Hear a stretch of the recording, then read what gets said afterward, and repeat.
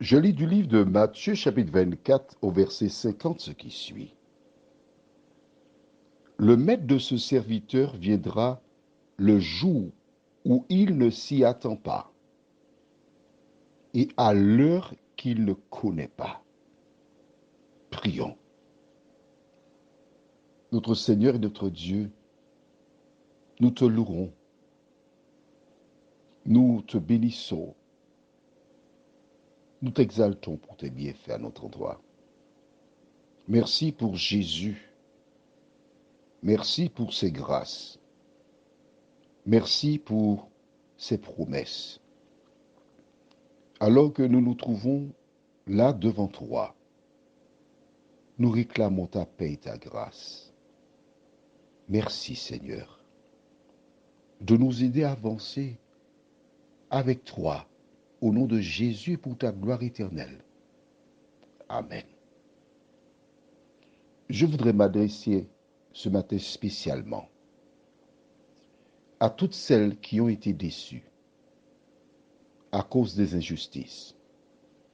Tu penses être le premier à vivre une injustice? Tu penses être le premier à vivre, expérimenter la méchanceté des hommes? Je suis que trop bien placé pour te dire que je connais la méchanceté des hommes. Mais je connais surtout l'amour de Jésus de Nazareth. Il y a l'amour et l'amour, mais moi je connais l'amour de Jésus de Nazareth. Et quand tu connais l'amour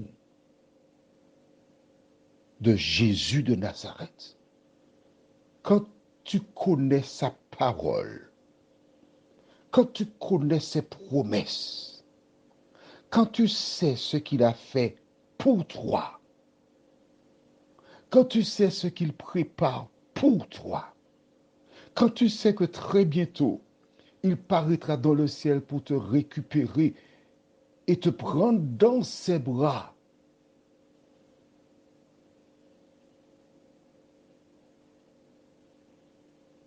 pour sécher tes larmes, quand tu conserves à l'esprit ces vérités, rien ne peut te déraciner de Jésus de Nazareth. Je répète pour toi, tu as compris? Aussi longtemps que tu es un enfant de Dieu, tu dois t'attendre à recevoir de mauvais traitements. Lis avec moi, on va aller dans Matthieu chapitre 10. Beaucoup de personnes ne lisent pas la parole, c'est pourquoi ils tombent dans des travers. Et nous lisons à partir du verset 16. Voici, je vous envoie comme des brebis au milieu des loups. Soyez donc prudents comme les serpents et simples comme les colombes. Mettez-vous en garde contre les hommes, car ils vous livreront aux tribunaux et ils vous battront de verge, où ça? Dans leur synagogue. Mais c'est écrit dans la Bible, mais c'est écrit. Ne regarde pas amour, gloire et beauté. Prends la Bible pour la lire. Jésus a dit à ses disciples, ils vous battront dans leur synagogue. Il ne faut pas attendre pour vous emmener hors de l'église, non. Dans l'église, battons, battons. Il a fait ci, elle a fait ça, il a fait ci. De méchants serviteurs. Alors on t'a fait une injustice. On a pris des mesures contre toi par méchanceté. Mais qu'est-ce que tu me racontes là? Un jour, on emmena une femme surprise en flagrant délit d'adultère. Elle est en flagrant délit, mais on l'amène seule. On se base sur la loi de Moïse qui dit les deux doivent être lapidés, mais elle est toute seule.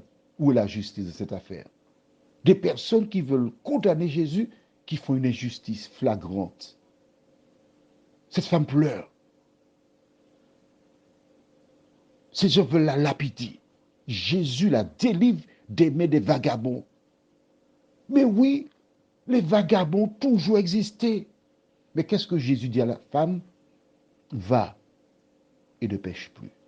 Ce que Dieu demande, c'est que tu ne pêches plus. Alors tu as cessé de pécher, gloire à Dieu. Continue ta course avec Jésus. Ne laisse pas les gens te décourager. Prions, notre Seigneur et notre Dieu.